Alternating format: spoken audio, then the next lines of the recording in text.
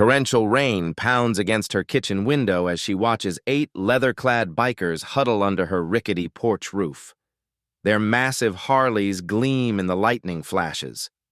At 67, Dorothy has seen enough trouble to last 3 lifetimes. Her hands shake as she peers through the curtains. These aren't neighborhood boys. These are grown men, big men, dangerous-looking men with tattoos covering their arms and patches on their jackets she can't quite read from inside. But something about their desperate eyes cuts through her fear. The way they're protecting the oldest one. The way they keep looking toward her door like it's their only hope. Outside, the storm is getting worse. Power lines are sparking. Trees are bending until they're ready to snap. But what Dorothy doesn't know is that the man shivering on her porch has the power to transform not just her life, but her entire neighborhood forever. Every morning brought the same impossible choice for Dorothy Washington. The alarm cuts through the darkness at 4:30 a.m. sharp. Dorothy reaches over to silence it, her arthritis making even that simple movement painful. On her nightstand sits a stack of bills with angry red stamps. Final notice. Past due. Service will be disconnected. She's been choosing between heat and groceries for 3 months now. This morning, like every morning, heat loses. Dorothy pulls on her coat in the cold apartment, the same winter coat from 1998, held together with duct tape along the seams. She checks the thermostat, 52 degrees, cold enough to see her breath but warm enough to survive another day. In the kitchen, she opens the refrigerator. 1 can of soup, a sleeve of crackers, half a gallon of milk that expires today. She closes the door without taking anything. "Save it for dinner," she whispers to herself. You've got work to get to. But first, the walk. 2 miles to the elementary school where she works as a custodian. 2 miles because the bus costs $2.50 each way, and that's $5 she can put toward her granddaughter's college fund instead. Dorothy steps outside into the pre-dawn darkness of East Cleveland. Her knees protest every step, but she hums an old gospel hymn anyway. "This little light of mine, I'm gonna let it shine." Her voice echoes off the empty streets. She passes the corner where Malik waits for his school bus. The 15-year-old shouldn't be out this early, but his mom works the night shift at the hospital. Dorothy waves. "Morning, baby. You eat something?" Malik shrugs. "Not hungry." Dorothy knows that shrug. She's worn it herself plenty of times. Without saying another word, she pulls the crackers from her coat pocket. "Take these. A growing boy needs to eat." "Miss Dorothy, I can't take your food." "Child, I got plenty." The lie comes easy. It's the same lie she's been telling for years. The same lie that keeps the neighborhood children fed while she goes without. This is Dorothy's world. A world where she empties her emergency fund to buy school lunch credits for kids whose parents can't afford them. Where she patches bicycle tires with her own money and never asks for payment. Where she tutors homework on her front porch every evening, helping children read the books she can't afford to buy. The mason jar on her kitchen counter tells the story. Emergency fund written in her careful handwriting. Inside, $23.47 in nickels and dimes. 3 months of saving every spare penny. At the school, Dorothy unlocks the janitor's closet. Her domain. Her kingdom of mops and cleaning supplies. She's worked here for 8 years, ever since her husband passed. The pay is minimum wage, but it's steady. And steady matters when you're 67 years old and nobody wants to hire you for anything better. Principal Martinez stops by around lunchtime. "Dorothy, you're doing great work as always. The kids love you. They do love her." She knows their names, asks about their families, slips them granola bars when she thinks they're hungry. But love doesn't pay the electric bill. After school, Dorothy walks another mile to her second job. The Sunset Manor nursing home needs part-time help, and Dorothy's gentle hands are perfect for feeding residents who can't feed themselves. The work is hard, but the elderly residents remind her of her own mother. They deserve dignity. They deserve care. Mrs. Lane holds Dorothy's hand during dinner. "You're an angel, Dorothy." Dorothy smiles. "Just doing what needs doing, sweetheart." At 8 p.m., Dorothy finally heads home. Her feet are screaming. Her back aches from mopping floors and lifting residents. But she stops at the corner store anyway. "Evening, Dorothy," says Ahmed behind the counter. The usual. Just a can of soup tonight. She counts out exact change. Pennies and nickels. Ahmed pretends not to notice. Back home, Dorothy sits at her small kitchen table. One can of soup split between tonight and tomorrow. Crackers on the side. Tea instead of coffee because coffee costs more. On the wall hangs her most treasured possession, her late husband's flag from his military service, folded perfectly in a triangle case. Robert served 2 tours overseas before coming home to build a life with Dorothy. They never had much money, but they had each other. They had purpose. Family takes care of family, Robert used to say, and sometimes family is whoever needs you most. Dorothy lives by those words. When teenage Malik's mother got sick and couldn't work, Dorothy emptied her emergency fund to keep him in school. When Mrs. Patterson's porch steps broke, Dorothy paid for the wood and spent her weekend hammering boards. When the new immigrant family moved in next door, Dorothy helped them fill out paperwork and translate at the grocery store. The neighborhood knows Grammy Dot. They know she'll babysit for free when parents work late. They know she'll share her last can of soup if someone's hungrier than she is. They know her door is always open to anyone who needs help. Some folks say she's too trusting, too giving, but Dorothy believes what her mama taught her. If we don't take care of each other, who will? Outside, the wind is picking up. Dorothy checks the weather on her old radio, static crackling through the speaker. Severe thunderstorm warning, possible tornadoes. She double-checks her windows and says her evening prayers. Lord, keep everyone safe tonight, and if you got any miracles lying around, I could surely use one. But Dorothy Washington has no idea that her miracle is already on its way. 8 motorcycles cutting through the darkness, heading straight for her street. The storm that changed everything started with a single raindrop on Dorothy's kitchen window. October 15th, 6:47 p.m. Dorothy notices the dark clouds gathering as she walks home from Sunset Manor. Her arthritis is acting up, which always means bad weather coming. The old radio in her kitchen had mentioned storms, but the static made it hard to hear the details. She quickens her pace as much as her 67-year-old legs allow. 2 blocks to go. The first drops hit the pavement just as she reaches Maple Street. Big, heavy drops that splatter like coins on the sidewalk. Dorothy pulls her thin coat tighter. This isn't going to be a gentle autumn shower. By the time she reaches her front porch, the wind is picking up. The old oak tree in her yard creaks ominously. Dorothy fumbles with her keys, glancing at the sky. Those clouds look angry, black and swirling like they're planning something terrible. Inside, she flips on the local news. The weatherman's voice crackles through her old television. Severe thunderstorm warning in effect until midnight. Possible tornado activity. Residents should seek shelter immediately if... The power flickers. Dorothy's heart skips. She can't afford to lose power. Not with the electric bill already past due. Thunder crashes overhead, rattling every window in the house. Dorothy moves to her living room window and peers out at the street. Mrs. Patterson's porch light is swaying like a pendulum. The wind is howling now, bending the street lights at impossible angles. That's when she hears them. The rumble starts low, almost like more thunder, but thunder doesn't keep going. Thunder doesn't get louder and more rhythmic. This sound has purpose. This sound is coming her way. Dorothy presses her face to the glass. Through the rain, she sees headlights cutting through the darkness. Not car headlights. These are different. Lower. More aggressive. 8 motorcycles roar down Maple Street, their riders hunched against the sideways rain. Harley Davidsons from the sound of them. Big bikes. Expensive bikes. Not the kind you see in this neighborhood. Dorothy's pulse quickens. She's lived in East Cleveland long enough to know that nothing good happens when strangers roll through after dark, especially strangers on motorcycles. The bikes slow as they approach her house. Dorothy's mouth goes dry. Of all the streets in Cleveland, why are they choosing hers? The lead rider points toward Dorothy's house, the only house on the block with a covered porch, the only shelter for miles that could protect 8 motorcycles from the storm. One by one, the bikes pull into her driveway, their engines cut out, leaving only the sound of wind and rain.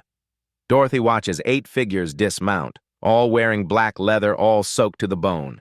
She can see them clearly now under her porch light. The leader is tall with a gray beard, his leather vest dripping water. There's a younger man helping an older rider who's clearly struggling. Two others are immediately checking their bikes for damage, moving with military precision.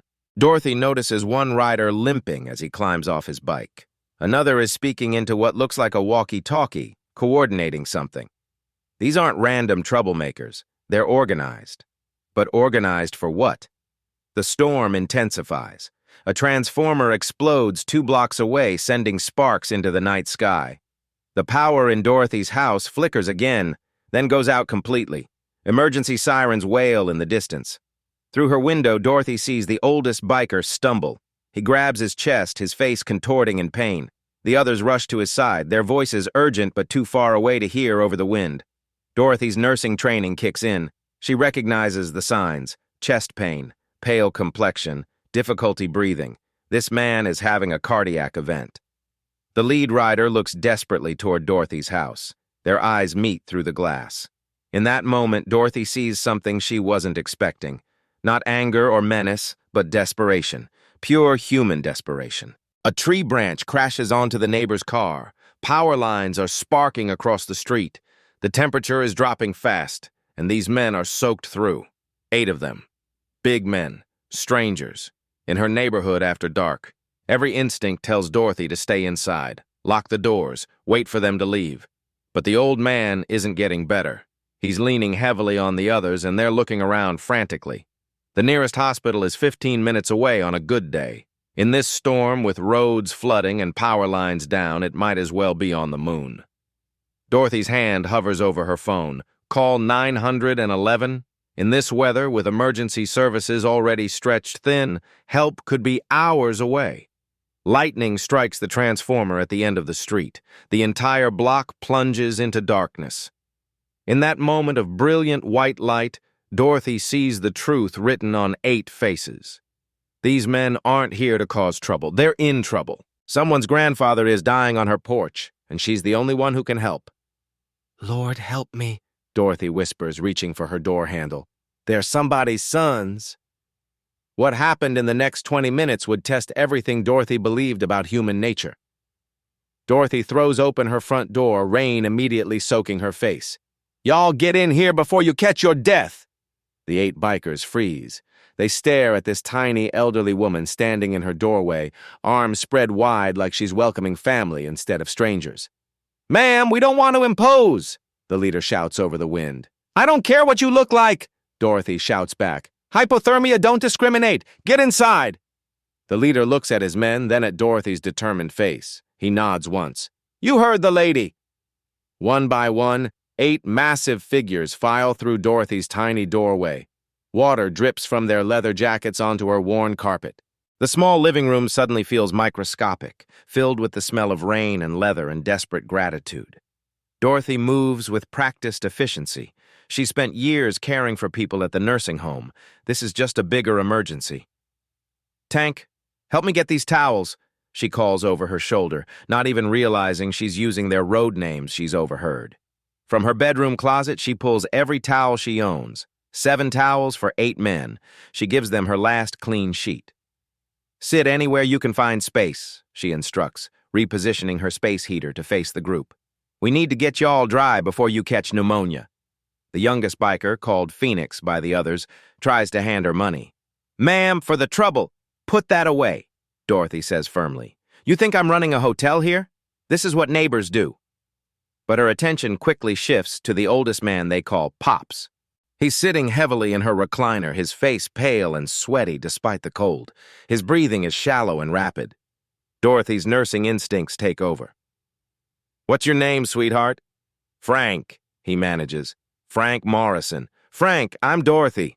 I work at a nursing home. I'm gonna check you over, okay?" She kneels beside the recliner, her arthritic knees protesting. Frank's pulse is rapid and irregular. His skin is clammy. Classic signs of cardiac distress. "We need to call 911, she announces. "Roads are flooded," says the leader. "Ambulance can't get through. We tried." Dorothy's mind races. Her bedroom. It's the warmest, quietest room in the house. "Help me get him to my bedroom. Carefully now." 4 bikers lift Frank like he weighs nothing, following Dorothy down the narrow hallway. They lower him onto her bed with surprising gentleness. Tank, bring my purse from the kitchen. There's aspirin in there. Dorothy is all business now. Phoenix, I need you to elevate his feet. Use those pillows. She finds her blood pressure cuff, a remnant from her nurse's aid training. Frank's readings confirm her fears. Frank, honey, when did this start? About an hour ago, he gasps. Thought it was just the cold. Dorothy administers aspirin, monitors his pulse, adjusts his position for better circulation. The other bikers watch silently, their tough exteriors cracking with obvious concern. Pop's trained most of us, one whispers to another. Taught us about honor, about riding for something bigger than ourselves. He's been riding longer than I've been alive, adds another. We don't leave anyone behind, the leader says quietly. Dorothy catches these fragments as she works. These aren't just random men thrown together. They're family, a brotherhood. Thunder crashes overhead. The storm shows no signs of stopping. Y'all must be starving, Dorothy realizes. And cold. She disappears into her kitchen, returning with her last can of soup and a sleeve of crackers. 8 hungry men staring at enough food for maybe 2 people. Dorothy heats the soup on her gas stove, the only appliance still working without power. She arranges the crackers on her good plate, the one she uses for special occasions.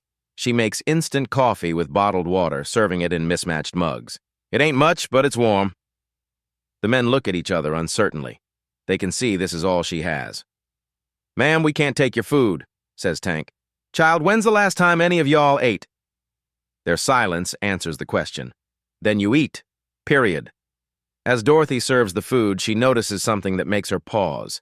Mixed among the motorcycle club patches on their leather vests are military service pins. Purple Hearts, Bronze Stars, combat infantry badges. These men are veterans. The leader catches her looking. Marines mostly. Some Army. We ride together to raise money for veteran causes. My husband was in the Army, Dorothy says softly. 2 tours. The room grows quiet except for the storm outside. What was his name? Asks Frank from the bedroom. Robert Washington, good man, better than I deserved. They all are, Frank says.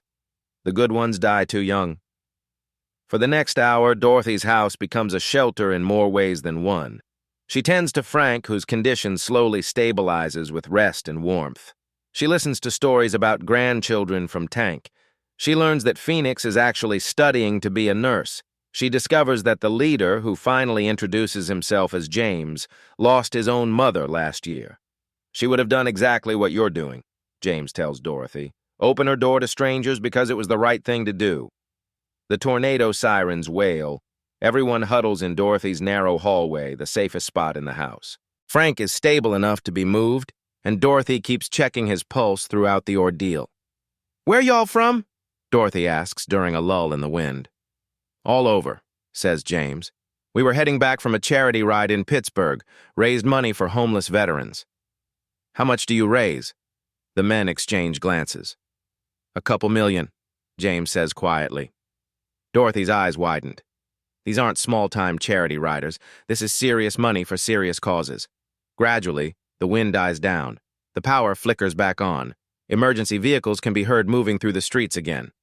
Roads should be passable now, James announces after checking his phone. The men begin gathering their things. Frank is steady on his feet, color returning to his cheeks. Dorothy's soup and warm shelter may have saved his life. Ma'am, James says as they prepare to leave, you saved our friend tonight. Let us give you something for your kindness.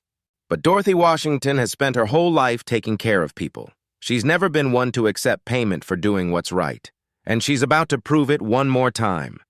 The leader's final gesture would plant a seed that would bloom into something extraordinary.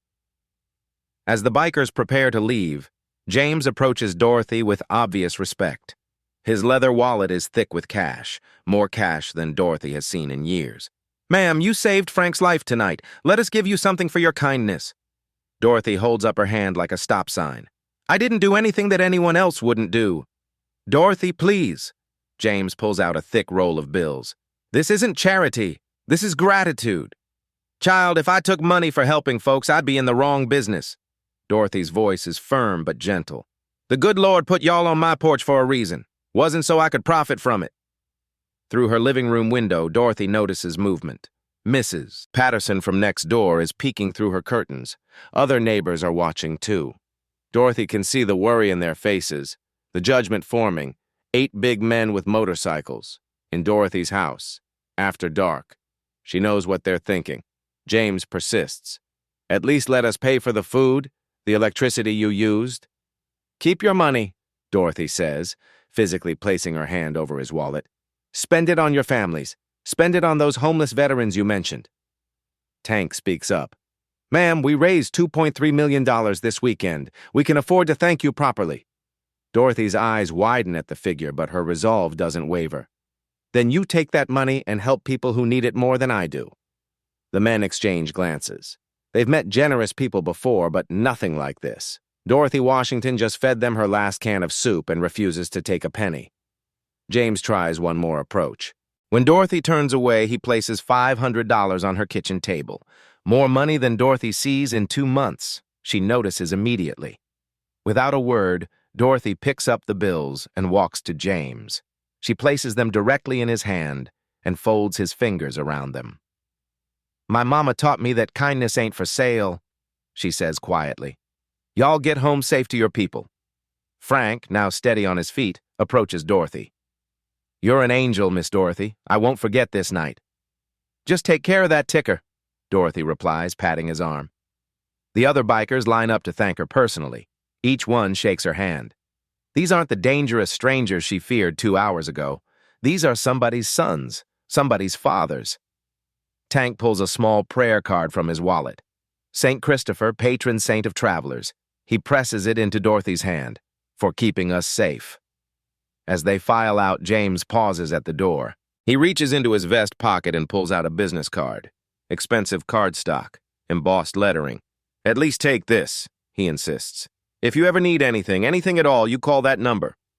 Dorothy looks at the card. Phoenix Industries in elegant script. A phone number she doesn't recognize. I don't need anything. Dorothy starts to protest.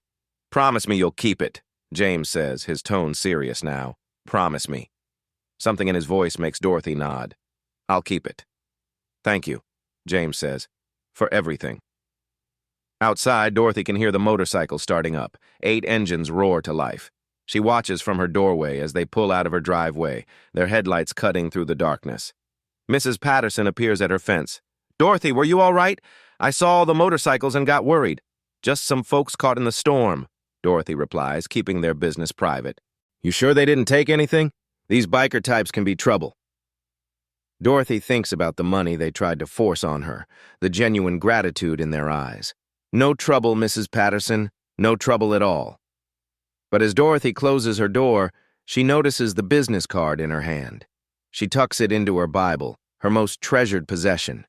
Tomorrow she'll go back to her normal routine. 4:30 a.m. alarm, double shifts, bills on the nightstand.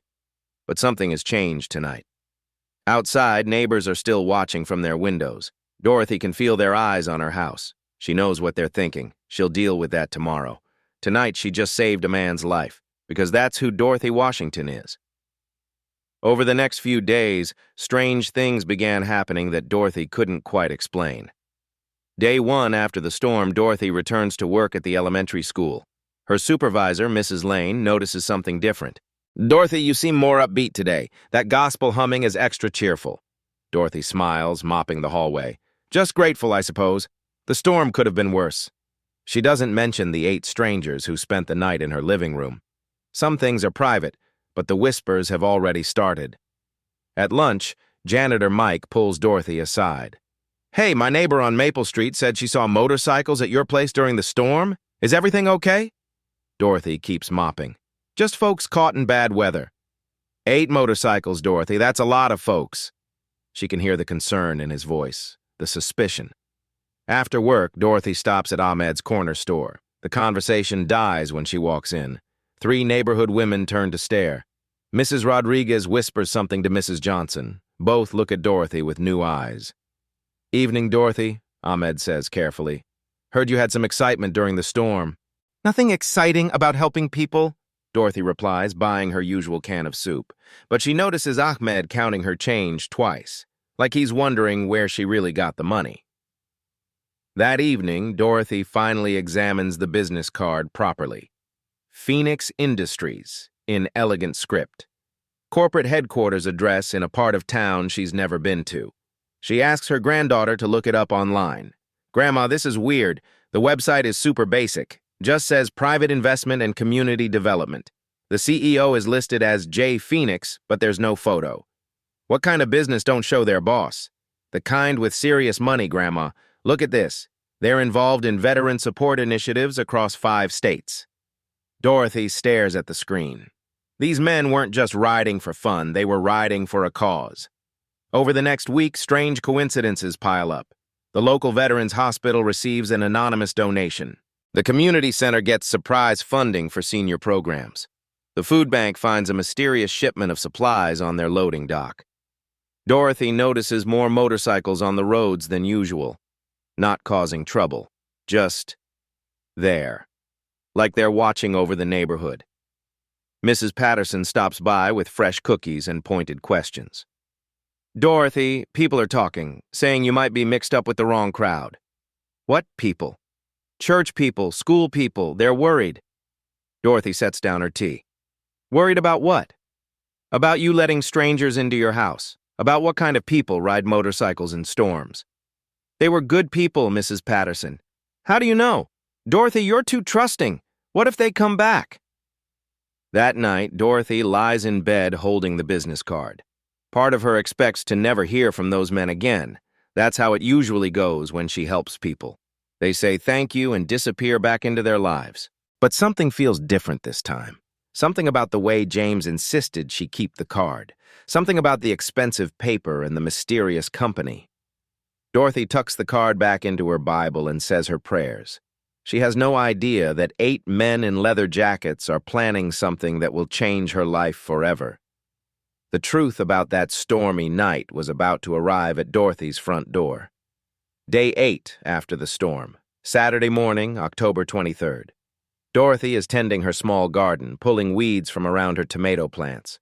The October sun feels good on her back. For a moment, she forgets about the whispers, the worried looks, the way conversations stop when she enters a room. Then she hears it. That rumble, deep and rhythmic. Not thunder this time, but engines, lots of them. Dorothy straightens up, her arthritic back protesting. Down the street, she sees a single motorcycle turning onto Maple Street, then 5 more, then 20, then more than she can count. Her hands start shaking as motorcycles line her entire street. Neighbors peek from windows. Children point from porches. Mrs. Patterson comes out on her lawn, cell phone already in hand, probably calling the police.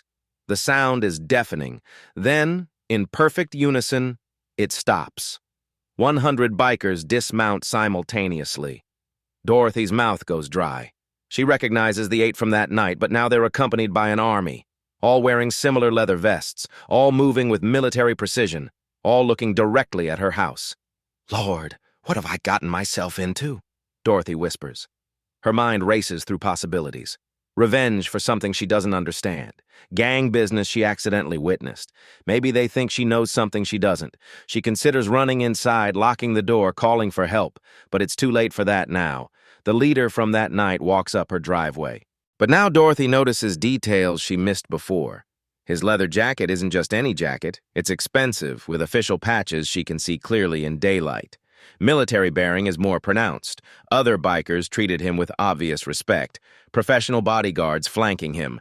This isn't just some motorcycle club leader. This is someone important. "Miss Dorothy," he says, his voice carrying easily across the suddenly silent street. "I need to properly introduce myself."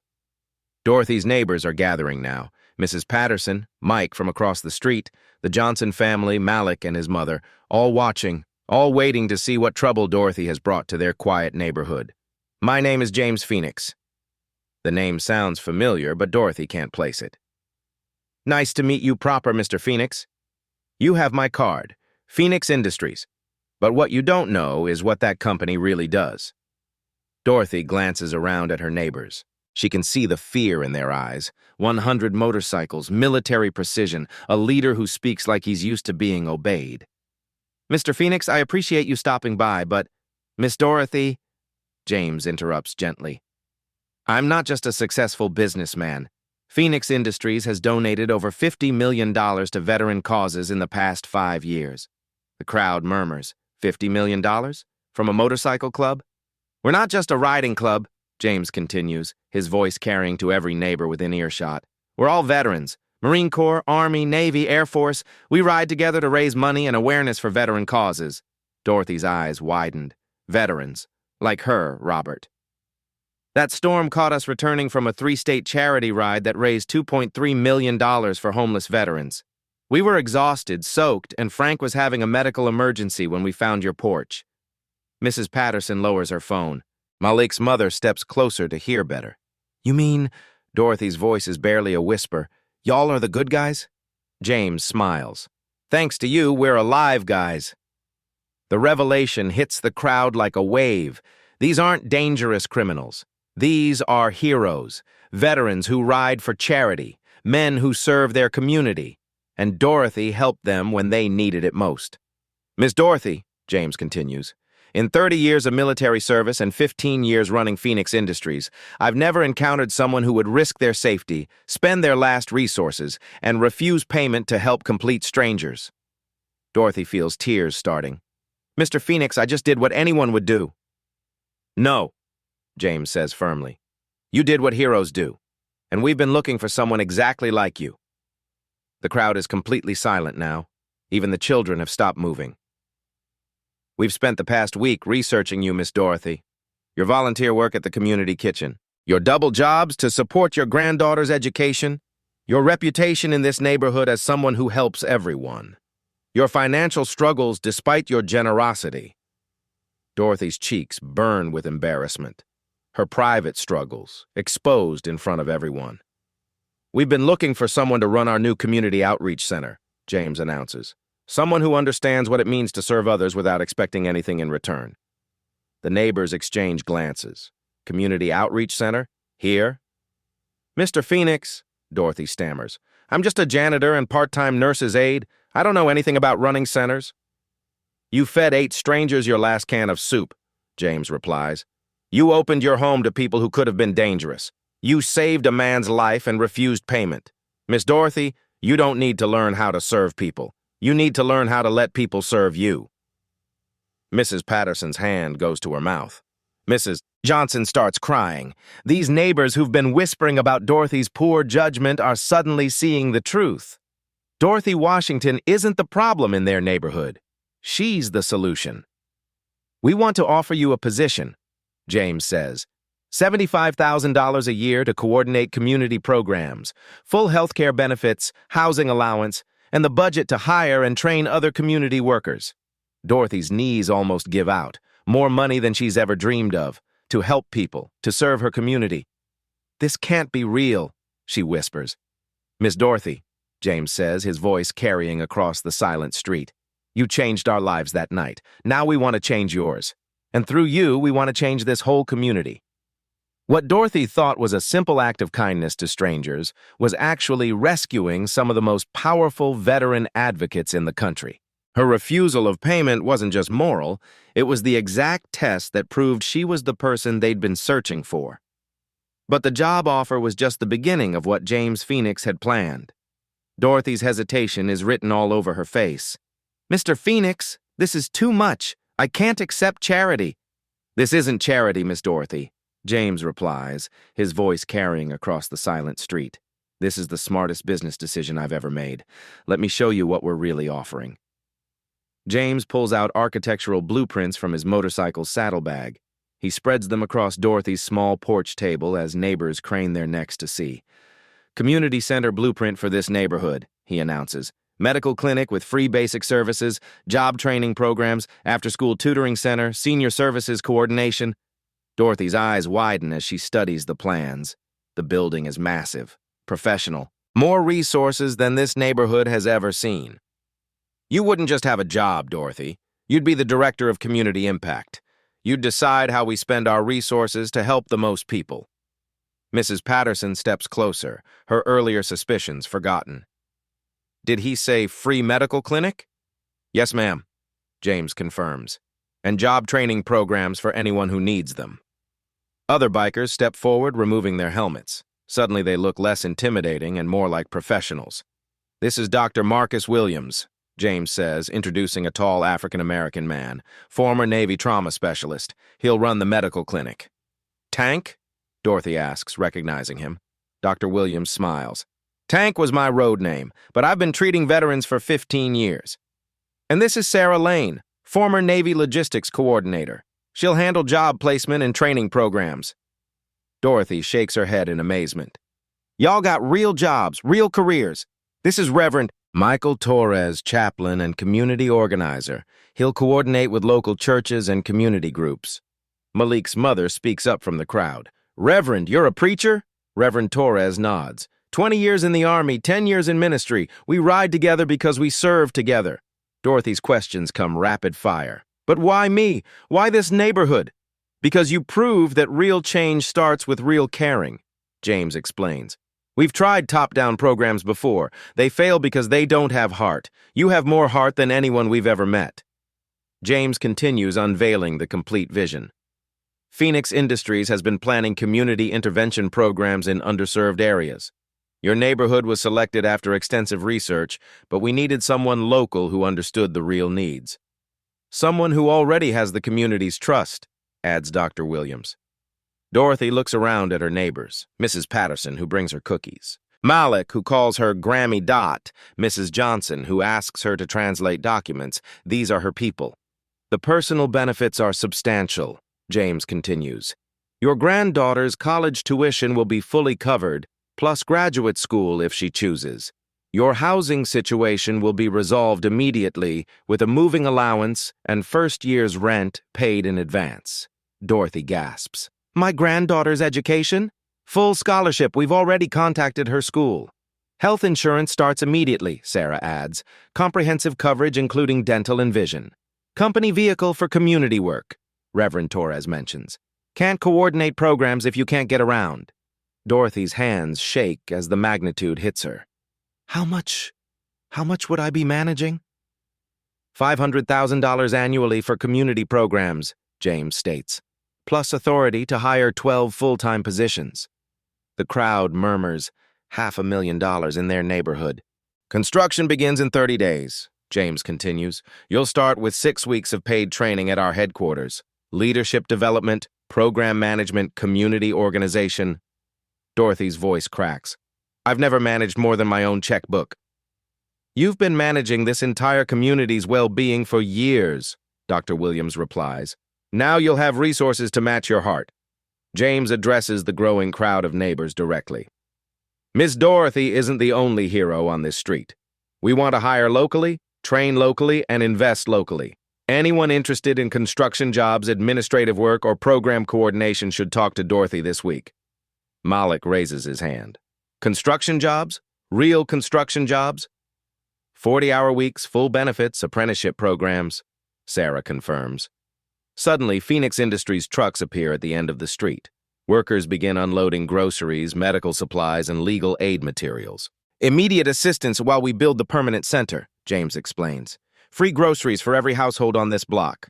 Mobile medical clinic for health screenings, legal team to help with housing issues, immigration paperwork, anything you need." Mrs. Patterson wipes her eyes. "Free groceries? For everyone?" "Everyone," Dr. Williams confirms. Dorothy's voice shakes with emotion. "I don't know what I did to deserve this blessing, but I promise y'all, every penny will go to helping folks who need it most." The crowd erupts in cheers and tears. Children are asking to touch the motorcycles. Adults are crying with joy and disbelief. James pulls out official documents.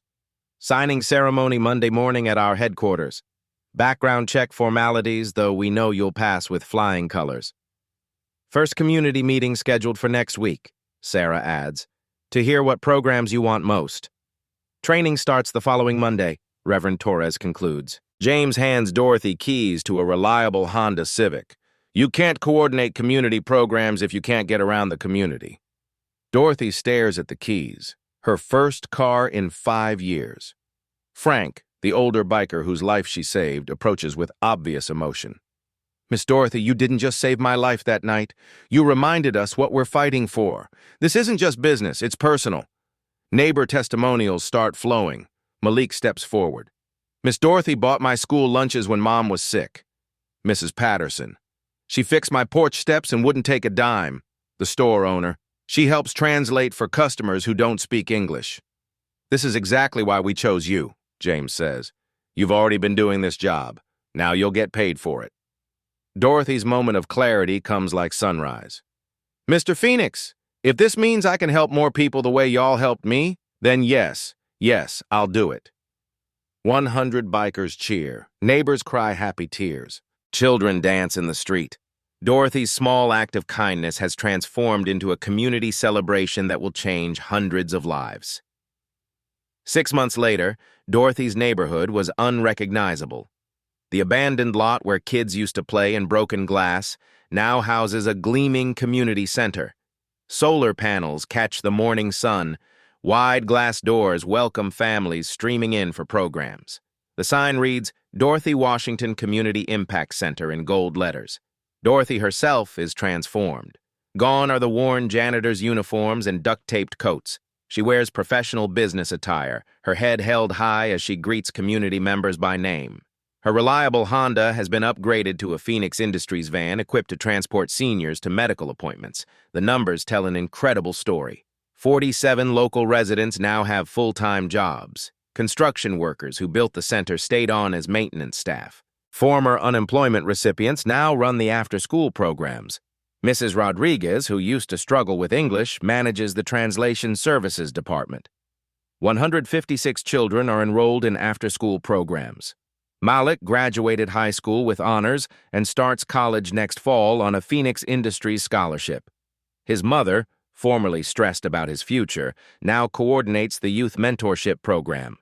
89 seniors receive regular health screenings at the medical clinic. Mrs. Patterson discovered her diabetes early thanks to free blood sugar testing. Frank Morrison, the biker whose life Dorothy saved, volunteers twice a week checking blood pressure for elderly residents. 23 families have moved from shelters to stable housing through the Housing Assistance Program. Dorothy personally helped each family navigate the paperwork, using skills she learned during her 6-week training. Media coverage has been overwhelming. The local news station did a 3-part series, Community Transformation Inspired by Act of Kindness. Channel 8's morning show featured Dorothy explaining how one can of soup changed hundreds of lives. The regional newspaper ran a front-page story, how one woman's compassion sparked million-dollar investment. The article included before and after photos that went viral on social media. National Veteran Magazine published a cover story, Phoenix Industries' most successful community partnership. Dorothy appeared on the cover alongside James Phoenix, both smiling in front of the community center. Dorothy's daily routine reflects her transformation. 7 a.m., arriving at the center in professional clothes, greeting staff members who used to be neighbors struggling to find work. Morning meetings with program coordinators discussing expansion plans. Dorothy leads these meetings with confidence she never knew she possessed. Lunch meetings with city officials and other community leaders. The mayor now asks Dorothy's opinion on citywide programs. Her success model is being studied for replication. Afternoon. Direct interaction with community members. Dorothy still knows everyone's name, still asks about their families, still gives out hugs freely. Evening. Planning sessions for new initiatives. The center now operates from 6 a.m. to 10 p.m., serving over 400 families. Community testimonials pour in daily. Malik, now in college. Miss Dorothy's tutoring program didn't just help me get scholarships. It showed me I was worth investing in. Mrs. Patterson. The senior health clinic caught my diabetes before it got dangerous. Miss Dorothy saved my life just like she saved those bikers. Local mother Maria Santos. The job training program got me off welfare and into a career I love. My children see me working with purpose now. James Washington, a former drug dealer. Miss Dorothy gave me a construction job and a second chance. I've been clean for 6 months and got my kids back. The ripple effects extend far beyond the neighborhood. Phoenix Industries has opened 4 additional community centers in other cities, each following Dorothy's model of relationship-driven development.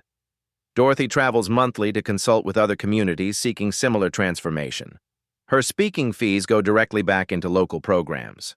Harvard Business School created a case study called Dorothy's Way: Relationship-Driven Community Development. Students study her approach in graduate courses. Congressional hearings on community-based intervention programs feature Dorothy's testimony about what works versus what doesn't. The motorcycle club's continued involvement has deepened. Their annual charity ride now specifically benefits Dorothy's programs, raising over $5 million last year. Individual bikers maintain personal relationships with community members. Tank, Dr. Williams, married a local teacher who volunteers at the medical clinic. Pops, fully recovered from his heart episode, moved to Cleveland to be closer to the center. He runs a motorcycle safety program for teenagers. James Phoenix bought a house 3 blocks away. Dorothy reminds me why I do this work, he explains. Unexpected developments continue emerging. Dorothy's granddaughter changed her major from business to social work, inspired by her grandmother's example.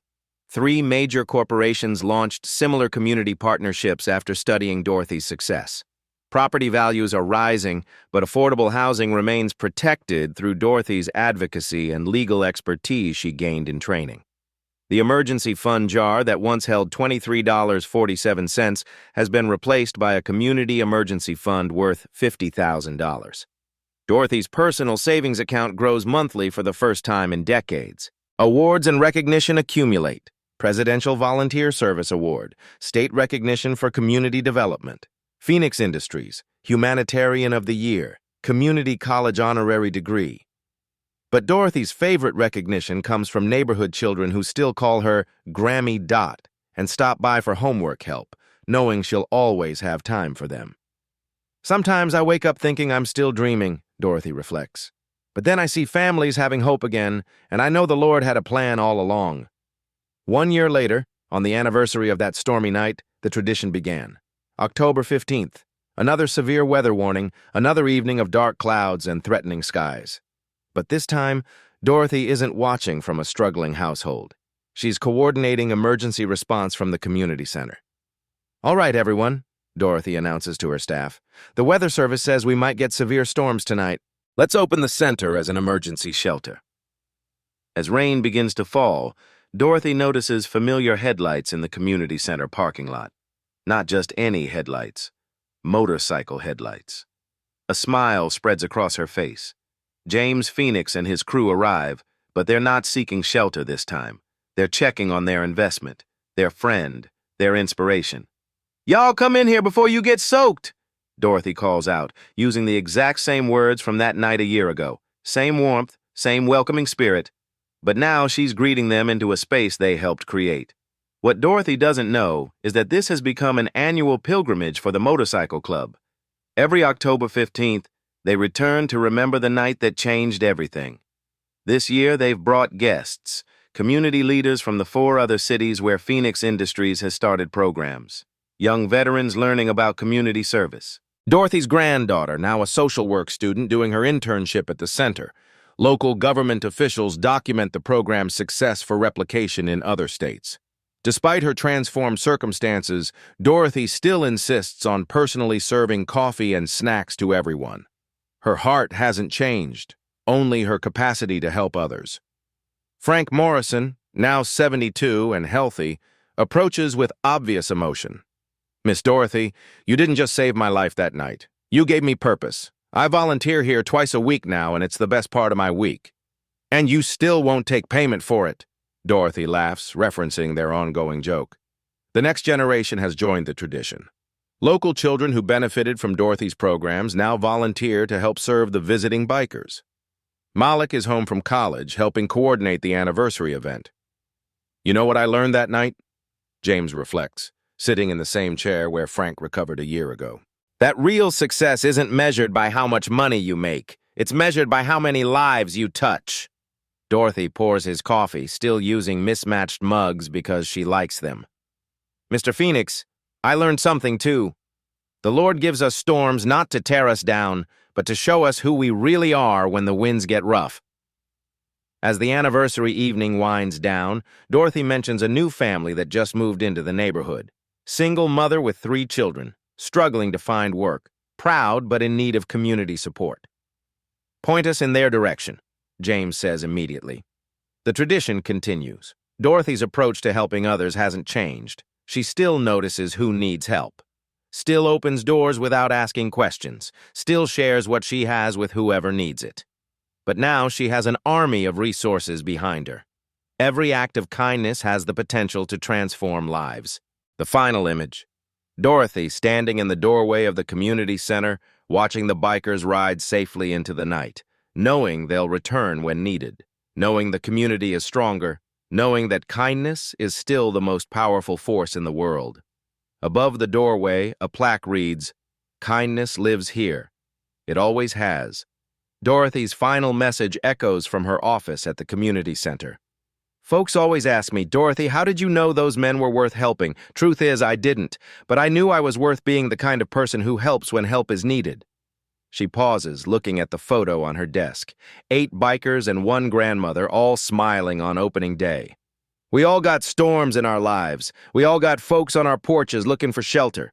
The question isn't whether they deserve our kindness. The question is whether we deserve to be people who give it. Your act of kindness might not bring 100 motorcycles to your door, but it might bring hope to someone who desperately needs it. And sometimes that's worth more than all the money in the world. If Dorothy's story touched your heart, share it with someone who needs to believe in the power of kindness. Hit that like button if you believe small acts can create big changes. Subscribe for more stories that prove goodness still wins.